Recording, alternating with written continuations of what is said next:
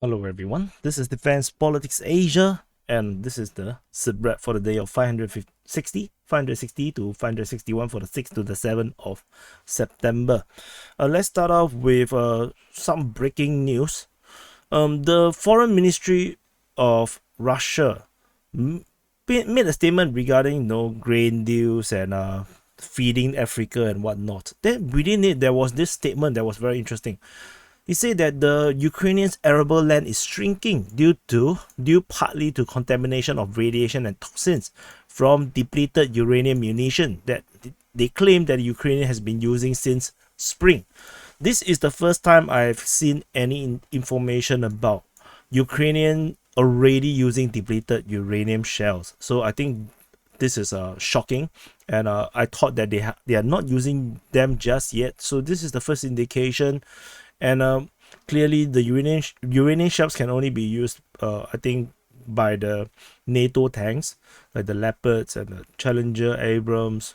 So this is a particularly shocking news to me. And in the Kherson front, at the Kherson front, the Ukrainians actually landed troops over on this island called the Kozatsky Island or the Kozachi Island, and they landed troops over here. However, based on Russian intelligence, they actually already knew that they are going to come. They say that the Russians have received intelligence beforehand, and they actually prepared.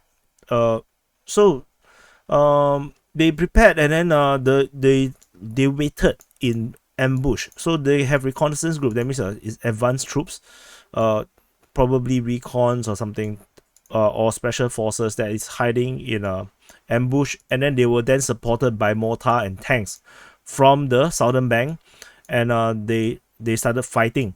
This 131st separate 131st reconnaissance battalion was surprised and shocked. Allegedly, they had a panic and they actually fled the front line, and leaving behind their wounded. And then after that, they gathered at the shoreline and tried to they took up an all-round defense, waiting for evacuations. The boats that come to evacuate them also got struck by artillery, and then another one got hit by the drone. Then another one got hit by a mine. So, and on top of that, artillery shelling also happens over at Kayamka, and actually that also caused another pickup truck that was supposedly sending troops for evacuation also got hit. So according to the Russian side, so the story is they landed over. As they travel in, they didn't know that the Russians are already waiting for them, and then the fighting broke out, and then tanks from the southern bank fired from the southern bank, hitting the Ukrainian troops. They run, and then the Ukrainians run, and then they eventually managed to take the boat and run away. Ukrainians have vehicles moving towards somewhere, wherever it is. They got struck by Russian artillery as well, and allegedly one of the vehicles was destroyed. So this entire engagement ended. Ukrainians did not have any foothold on this island, and this actually confirms that there is Russian troops that is actually on the southern part of this island. This is very, very intriguing, if you ask me. But this entire story comes from Ryba. You can believe it if you do not want to. But this is the engagement over at the Kozatsky Island. And moving on from the southern front, we go into the Zaporizhia front. This is Zaporizhia front. At the Orikhiv sector, we have fighting continuing over in the Robotine and Verbove region. The Russian forces allegedly, according to Ryba, have to redraw entirely from the southern part of the village again. They say that it is tactically unable to hold this ground because the buildings are all flattened, and I think this is like the second time I've mentioned this. So I'm not sure what's up with Ryba, because Ryba have seemingly previously mentioned this before already. This time around, it seems like they got they have said this story too early. Maybe the Russians did not redraw, and then they thought that they redraw, or it could be that they just want to win everyone. I'm not sure. And the And then there was also a new entrenchment that I did not mark over here. This is shown on Rybar's mapping. The Russian Defense Ministry continued to report that Ukrainian forces continue to be attacking near Robotine or at Robotine. Rybar simply says that they are fighting at Robotine and trying to break through to the southern outskirts of Robotine towards Novoprokopivka. However, the Ukrainians are unable to gain a strong foothold within Robotine due to Russian artillery, which I think makes sense. Because, let's say, assuming that the Ukrainians have this control, the Russians are basically just next door. Sending artillery this way, even small arms fire and tank fire, isn't exactly, far-fetched. So, the Ukrainians unable to secure Robotine do make sense to me, especially the southern part. So, however, we still have Deep State UA talking about fighting near Robotine, but they say that the Ukrainians are successful, but they need to gain a foothold, which makes it very interesting because where are they actually meaning? Is it in the southern part? Is it here? I'm not sure. They just say fighting near Robotine. So very, very, very intriguing. There is still fighting reported towards Prokopivka, according to Maroshnikov, the pro-Ukrainian source. They mentioned that the airborne troops from the Russian side have not really made a difference just yet. Deep State UA also mentioned heavy fighting near Prokopivka, and Maroshnikov simply added there is still also heavy fighting and they say that Ukrainian artillery prohibits the Russians from reinforce strongly, and weirdly claims that the Russians move in columns near the front line in the old-fashioned way for deployment. So that you can take it with a massive pinch of salt because because this kind of thing just don't make sense. Just like the Russians always say that the Ukrainians are doing mid waves. I mean, if they use infantry, it's just infantry. No, it's not a mid-wave. So infantry assault makes sense, because they are just a smaller target. It's just much harder to spot and hit. It is a legitimate way of fighting. No, it's not a mid-wave. Mid-wave is World War One. 1,000 troops just rush the front line. That's called mid-wave. There's no mid-wave in today's age. So this front line have not changed largely. I have not seen anything. The gray zone is especially huge. So for the Ukrainians to actually break through does takes a lot before they can reach the front line. Fighting towards Verbove continues with fighting reported by the Russian Defense Ministry about fighting near Verbove. Apparently, the flamethrower systems are here now. That is being launched at the Ukrainian troops, and we also have the Rybar reporting about Ukrainians continue to try to storm the Verbove. Deep State UA also mentioned about the fighting near Verbove. Maroshnikov said the same thing. And then on the 7th, Russian Defense Ministry continued to report that, but they have dropped the flamethrower system. Maroshnikov talked about heavy fighting. And then in today's report, Russian Defense Ministry continued to report about fighting near Verbove and reportedly defended against 5 separate attacks. So for one single settlement, the Ukrainians launched 5 separate attacks. So you can kind of imagine how strong this attack, this Ukrainian desire to capture Verbove is. They are really trying very, very hard. Rybar actually reported more things. They say that the Ukrainian forces have gathered around Balka Ospenivska, or actually they also call it Balka Chubenkov or Chubenkova, and the Ukrainian forces are launching attacks in this way towards Russian positions northwest of Verbove. And so they did manage to have some success, managed to gain certain foothold in certain positions, and they immediately equipped to prepare to attack further. It's basically the rolling attacks continuing, but this time around in the northwestern part of Verbove. However, this pro-Russian claims that the Ukrainians has lost significant number of troops. So of course, as usual, take it with a pinch of salt. The Ukrainian forces are continuing to attack. It doesn't matter how many troops they die, as long as they gain success. Just like what the Soviets have against the Nazi Germanys in World War II, as long as you are winning, how many people die doesn't really matter, because it's war. There is also fighting reported at Perovska. According to Deep State UA, they say that the Ukrainian forces have some success near the highway region at Novoperovska. So the Russians are still holding this settlement here. Below here is actually some kind of like a, it might be Ukrainian, it might be Russian. So some kind of gray zone over at Lihuiske as well. So the front line here is a bit unclear. Just take it with a pinch of salt. Reinforcement is reported at Orikhiv. The 71st Jaeger Brigade has arrived at Orikhiv and is most likely going to be sent into battle towards Verbove as well, as this is where they try to break. So that's all from the Orikhiv sector. We move into the Velika Novosibirsk sector. This is where this is the very easternmost part of the Zaporizhia front. Over this front, we have Ukrainian forces attacking near Uruzaine. They try to storm some of the forest belt over this region where the Russians have control. This is reported by Ryba.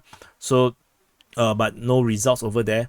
The Russian forces, on the other hand, launched certain limited counter-offensive actions in the Staromayoske region and Prione.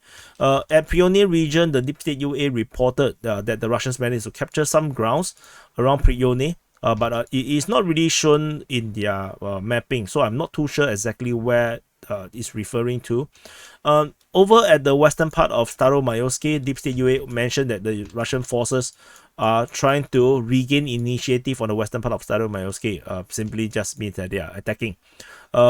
This is actually acknowledged by the Russian Defense Ministry. On the 7th of September report, they say that the Vostok group of forces, with support of Air Force and artillery, inflicted fire defeat on Staromayoske. I pressed the wrong button. Oops.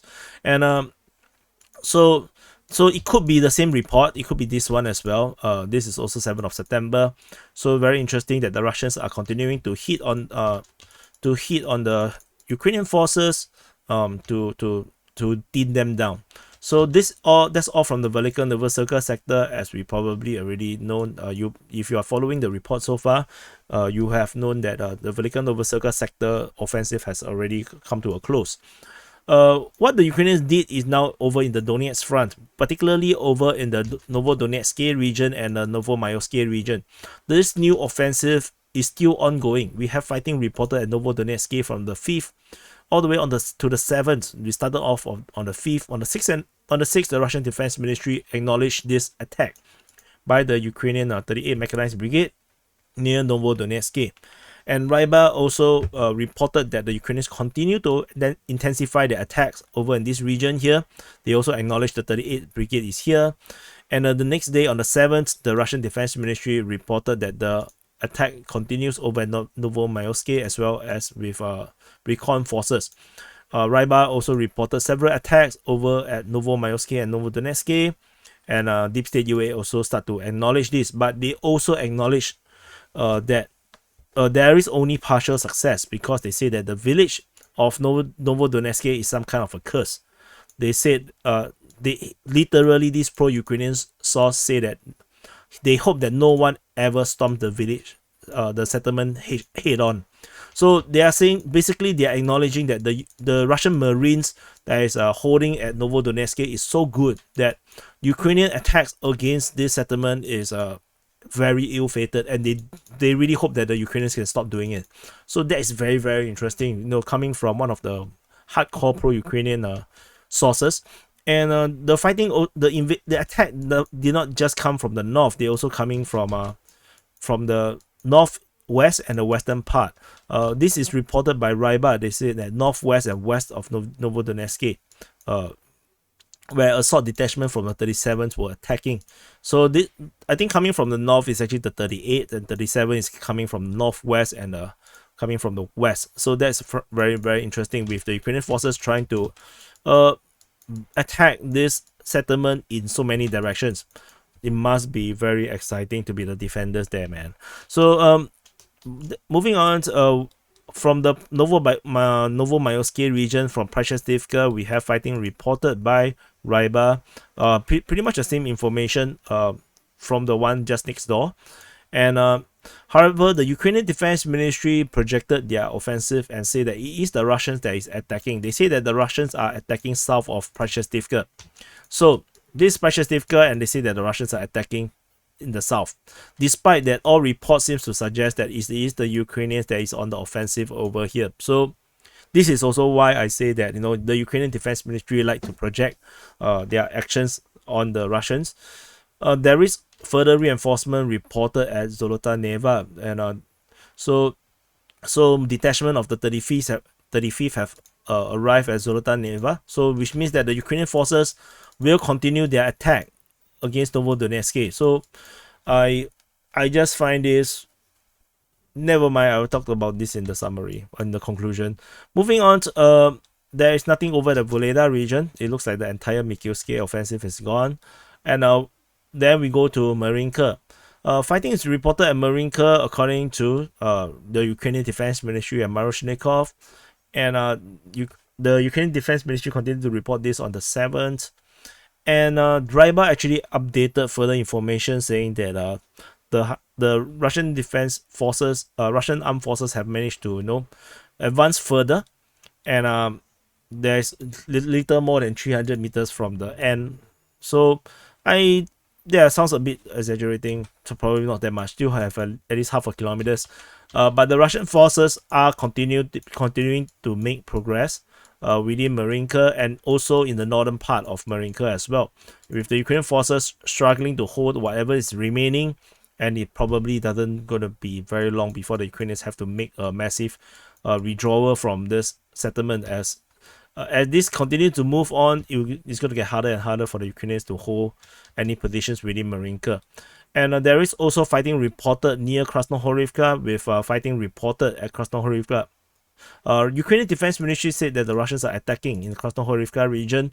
And this is actually corroborated by Ryba. Ryba actually reported that the 1st Army Corps, 5th Brigade, managed to advance in the direction of Krasnohorivka, north of MARINKA.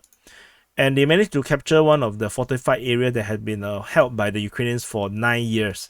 I'm not exactly sure where is this entrenchment that they are talking about, but the Russians are pushing, interestingly, against one of the strongest defended region by the Ukrainians around this area here. So I'm not sure what's the plan. And so let's see how this goes. And moving on into the north of Donetsk city, we have the Avdiivka front. At the Avdiivka front, there is fighting reported at Nevelsky. This is reported by the Russian Defense Ministry and Maroshnikov about the Ukrainians attacking at Nevelsky. That's all we know about Nevelsky. The Ukrainians are attacking. And then there is this very interesting information coming out from the southwestern part of Avdiivka. The Russian Defense Ministry reported about fighting near Khimik. So if you look on the Google map, you probably cannot find this place. This is actually the settlement, the ninth district of the Avdiivka region city, which is actually this part. This is Khimik. So the Russian Defense Ministry reported fighting in this region on the 6th to the 7th. And then this, I find it really interesting. And then we actually have information from Deep State UA from the 7th reporting that the Russians are getting repelled from the north of Opine, with Ukrainians launching a major offensive in this region here. So the Ukrainians are attacking here. According to the information from Surya Maps, they claim that the lines are now here with a major progress over in this area here. So however, the Russian Defense Ministry is talking about Khimik. You know, they're talking about this area here. So I thought that the engagement is probably much further north. So very interesting. I'm not exactly sure what's happening and why the Russians say Khimik instead of saying Opitne. So we shall continue to monitor and see what is the situation over this area here. The Ukrainian Defense Ministry simply only say fighting reported in the area of Avdiivka on the 6th and the 7th. This is very normal from the Ukrainian Defense Ministry. And then the Russian Defense Ministry actually reported in today's report, probably referring to actions on the 7th, saying that they repelled the Ukrainian attack against Vasily, this small little town here, with the Ukrainians launching an attack in this area here where the Russians hold a position. That's all we know. But further up in the north, the Ukrainian Defense Ministry claimed that the Russians are on the offensive. On the 7th of September, they are attacking Novokalinove, and then the location changed to KLISHCHIIVKA in their morning report. So this is the evening report, and then the next morning report they say that it's Karamik. So very interesting, because so the Russians are supposedly attacking Novokalinove, then the next morning they say that it's Karamik. So generally it would mean that the Russians are actually making a massive push in this entire area here. So we shall see how this go. Usually from our experience, this kind of attack don't last at all. Like it's just a 1 day kind of thing, and then then no more reports about it. So that's all from the Avdiivka front. We move into the Bakhmut front. This is Bakhmut city. At the southern part of the Bakhmut front, the Ukrainians continue their massive south of Bakhmut offensive. And this time around, it is now acknowledged by the Ukrainian Defense Ministry as a legitimate offensive. So usually they do not talk about offensive, but this time around, it looks like they are getting enough progress that they want to acknowledge it. So they claim that as a result of their assault operations, they have partial success south of Bakhmut, pushing the Russian forces out of position and gaining a stronghold on the achieved front line. So this continue to be reported on both days, 6th and the 7th. And the reason is because at KLISHCHIIVKA itself, the Ukrainian forces is getting a lot of progress. And according to Surya Maps in today's report, they claim that the Russians are holding only in this area here. They are only holding this part. With the Ukrainian forces oh my god, continue to make a lot of progress within this settlement, and they are getting more and more grounds around KLISHCHIIVKA. And it looks like the reversal of MARINKA, where the Russian forces might have to redraw in a very, very short time soon, if there is no more reinforcement or counterattack to push back the Ukrainians. So this is happening. The reports are reported by basically everyone, Russian Defense Ministry, RIBA, Deep State, and only the Ukrainian Defense Ministry claim that the Russians are attacking. So which is kind of weird. So fighting is also reported southeastern part of KLISHCHIIVKA, with Surya Map claiming that the Ukrainian forces are making progress to this southeastern part of KLISHCHIIVKA. Russians are continuing to hold the positions around here.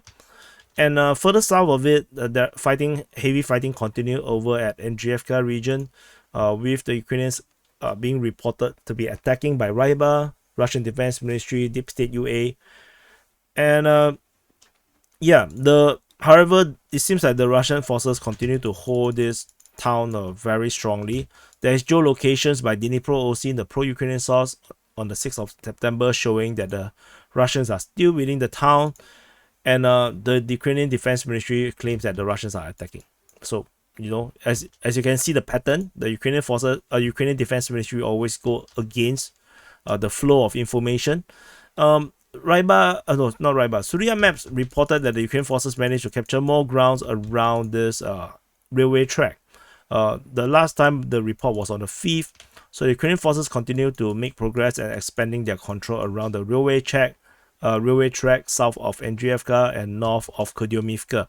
So there's no fighting being reported around Kupyansk and Ozherenivka. It looks like the Ukrainians are focusing their effort around this region here, and with progress, they are probably able to still break through and hit the highway, which is probably the primary objective around here. So there is fighting reported around Bakhmut, according to the Russian Defense Ministry. And not sure where, they only say near Artyomov. And further up in the northern flank of the Bakhmut front, there is fighting reported around the Orikhovo-Vasilivka region. There is fighting reported by the Ukrainian Defense Ministry, saying that the Russians are attacking near Orikhovo-Vasilivka. However, the Russian Defense Ministry claimed that it is the Ukrainians that is attacking Orikhovo-Vasilivka. So I'm not sure who is attacking who, but fighting is definitely raging around this area here.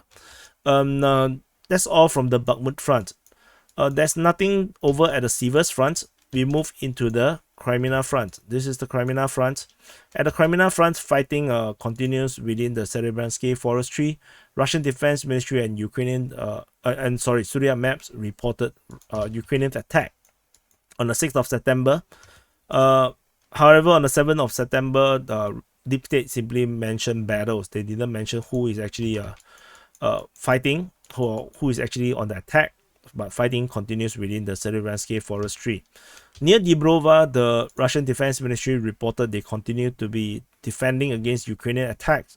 The center group of forces are defending against the 12 special forces, 63rd mechanized, then 67 mechanized, 63rd mechanized. So if you notice this, you can see that there is a rolling attack by the Ukrainians. Every day is a different force that is trying to push. They are constantly putting pressure on the Russian lines at Dibrova. So this is happening, and there is geolocation of Russian forces at this position by Dnipro-Osin, showing that infantry group got shelled by Ukrainian artillery cluster using cluster munition. And that's all from Dibrova, and there's nothing else from the Crimea front. Moving into the Sviatove front, this is Sviatove. At the Sviatove front, the heavy fighting continues around the Novoyehorivka region. Fighting continues to be reported here. Russian Defense Ministry in today's report claimed that the Ukrainians are attacking, whereas the 2 days before, 6 and 7, was reported by the Ukrainian Defense Ministry and Myroshnikov pro-Ukrainian source Deep State UA, all claiming heavy fighting around this region, with the Russian forces largely seems to be the one on the offensive from the looks of it. There is geolocation of Russian forces at this position by Deep State, showing that the front line is definitely ahead of it. And there is interesting report continuing from the Russian Defense Ministry, claiming that they are defending against the Russian forces near Sverdlovka. Sverdlovka is actually Verdolklibove.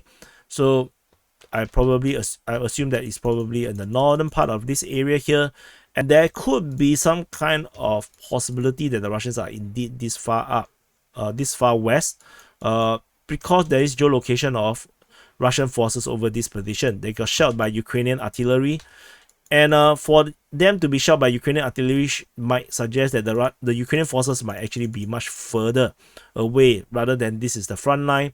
So the claim by the Russian Defense Ministry about fighting near Sverdlovkibove might actually have some possibility. This Russian attack is reported by Surya Maps and Deep State UA, claiming that the Russian forces continue to be fighting in the northern part or northeastern part of Novoyehorivka. So we shall see how this goes. It looks like the Russians are really committed in the offensive in this area here. They looks like they really want it, but let's see if it will last longer than a week. We have the fighting started on the 2nd. We are already now on the 7th. Today is the 8th. So maybe another 2 days, the offensive might end. So the Ukrainians are reportedly attacking near KLISHCHIIVKA, according to the Russian Defense Ministry, on the 6th. But this is not reported further, so it looks like this is just a one-off. And that's all from the Sviatove front.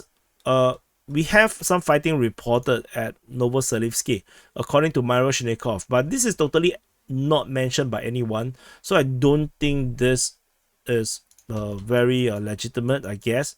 Myroshnikov, although I use his things a lot, he is still a secondary source.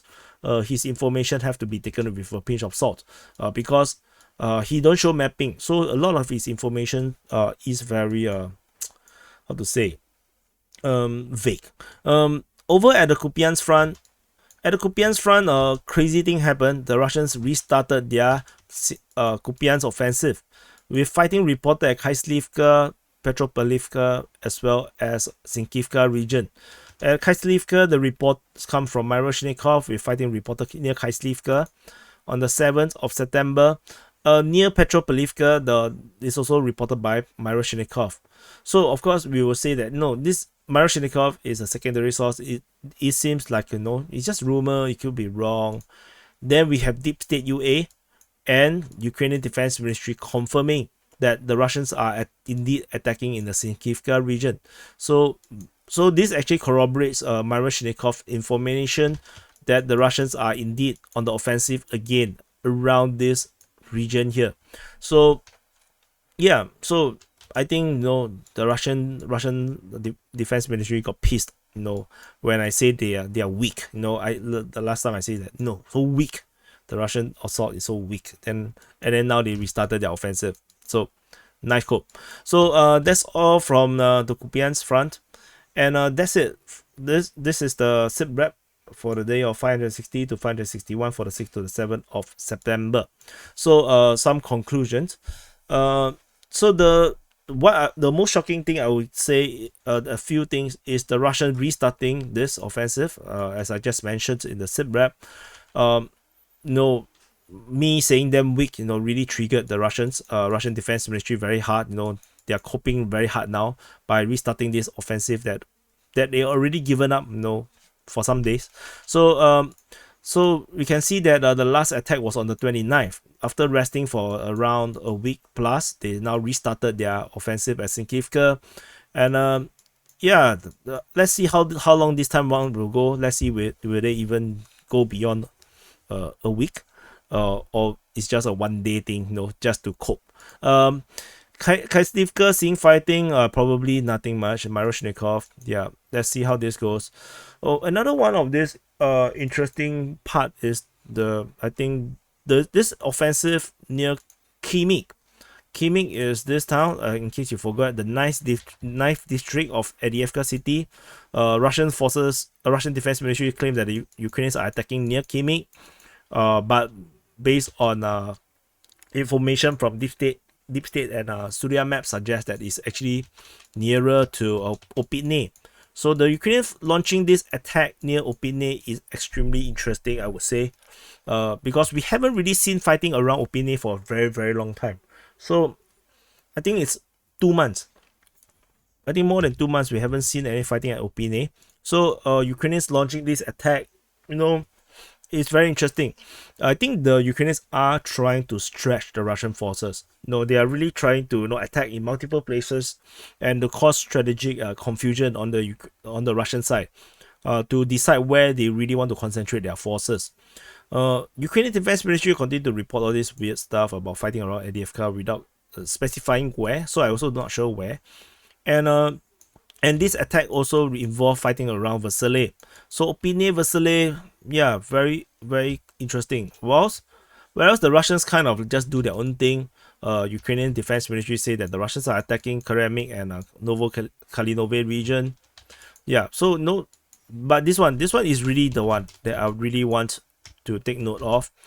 And otherwise, heavy fighting continues in the southern part. Russian forces is about to be pushed out. They just left with this little bit of land, with Ukrainian forces continue to fan out and capturing more and more ground around KLISHCHIIVKA.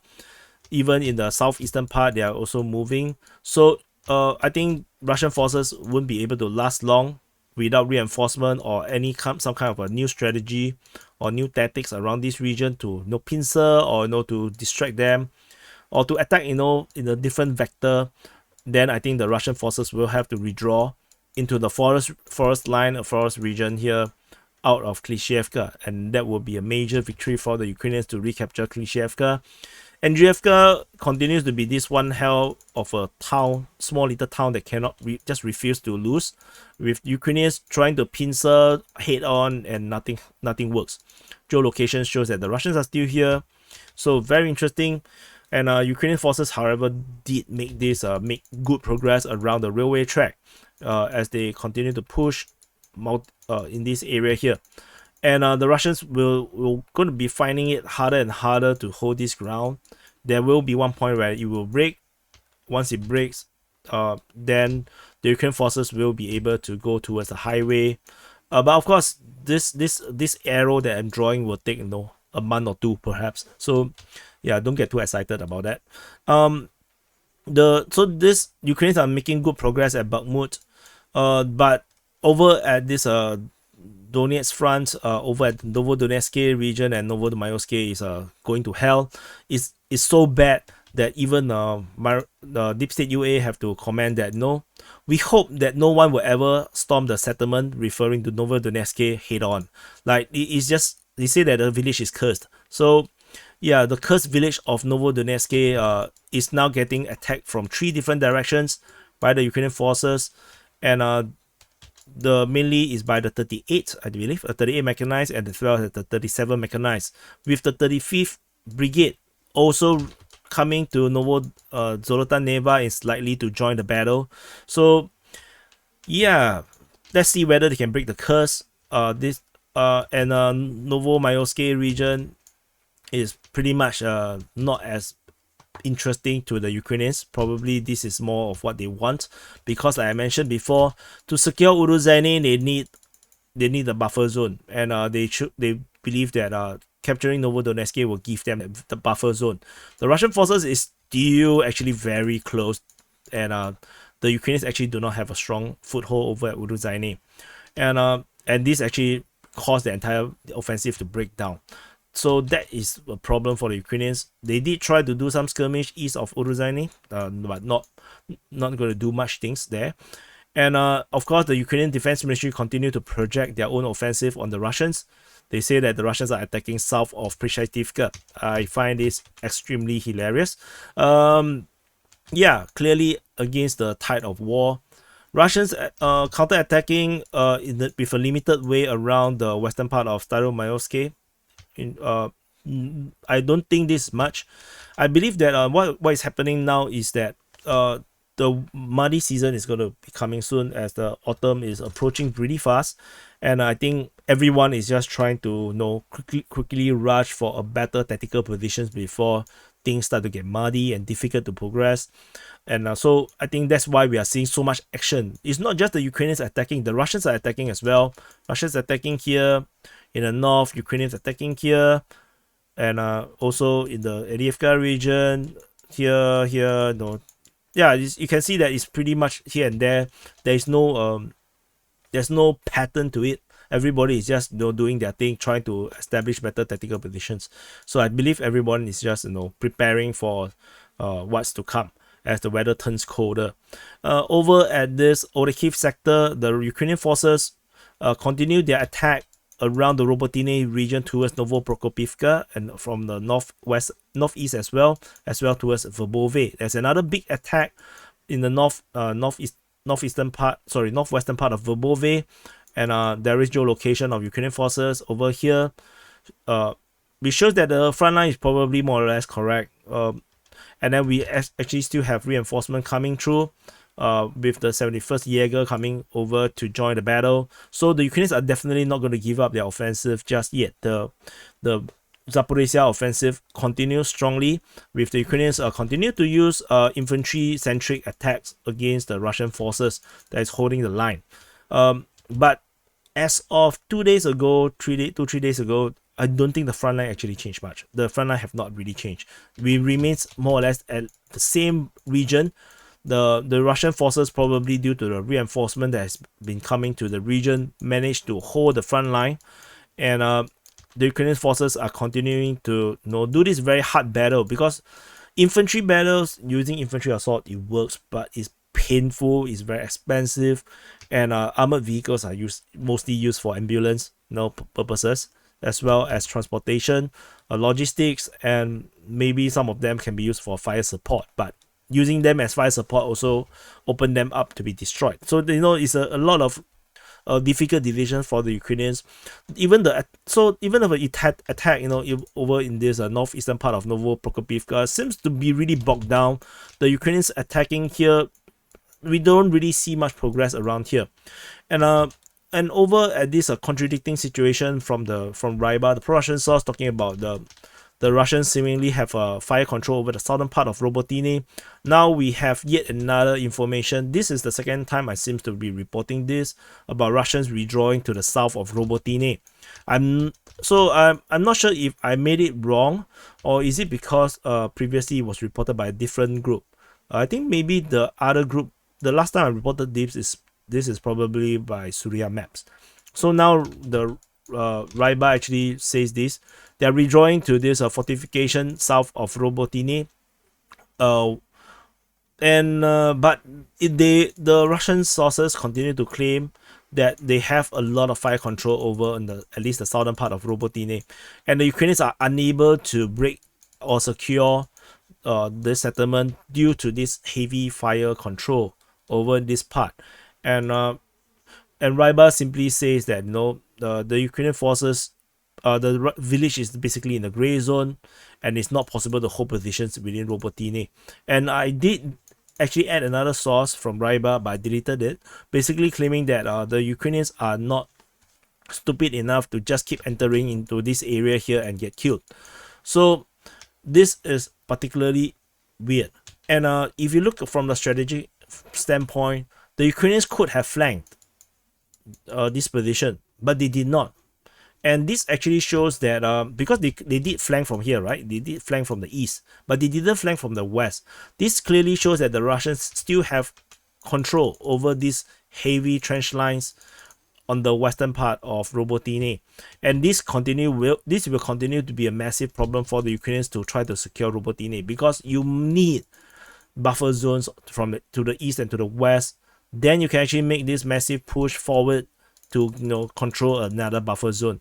Without this, the Russians can continue to fire control or launch raids, like what happens in the previous geolocation from the previous SITREP, that a commander of the 47 Brigade got killed over this region here by Russian artillery, simply because they just didn't have the buffer zone, and holding any positions near the front line is just hazardous to your health.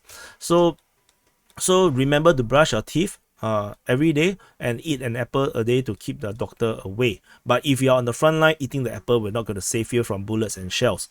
So save the apple. Leave it to your civilians. And so that's all. That's all from the Orikhiv sector, I would say. The other big story is this Ukrainian raid. Ukrainian forces landed and then try to move south, but the Russians already know they are coming due to intelligence, and they fought. And then the Ukrainians run. And then the Ukrainians tried to send their boats over to evacuate the forces. Many of these boats got destroyed by artillery, drones, and naval mines. But they did indeed finally manage to retreat back to the mainland. But this entire battle is a waste of human life.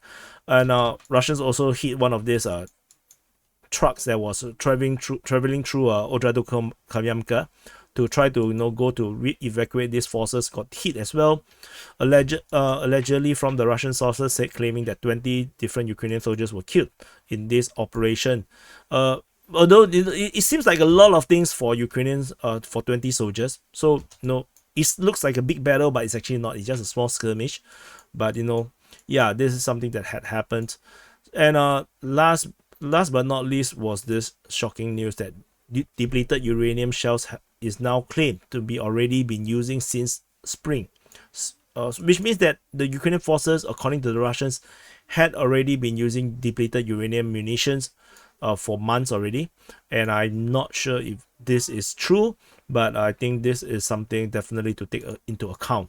So anyway, thank you for watching, and sorry I didn't have any reports yesterday because I was not feeling well. I was really not well yesterday, so I wasn't able to even do the mapping yesterday, and I actually have to sleep early. Despite going to football, it was a terrible game. It was really difficult to play because I wasn't feeling very well. Yeah, so today I'm still not fully 100% yet, but it's much better that I can actually do some work. So thank you for watching, and for those that are wondering where's the SITREP, if you haven't been watching the past few days, the SITREP is now behind the paywall. You can actually access it by becoming a YouTube member or becoming the DPA Sergeant, Officer, or General in any of these platforms that is supporting DPAs financially. On Patreon, Coffee, Boosty, or Locals, all of these will have access if you are paying member of the SITREP. And otherwise, you can continue to enjoy the conclusions of the SITREP. Is still available for free, and you just need to watch some Google ads. So anyway, thank you for watching, and I'll see you in the next update.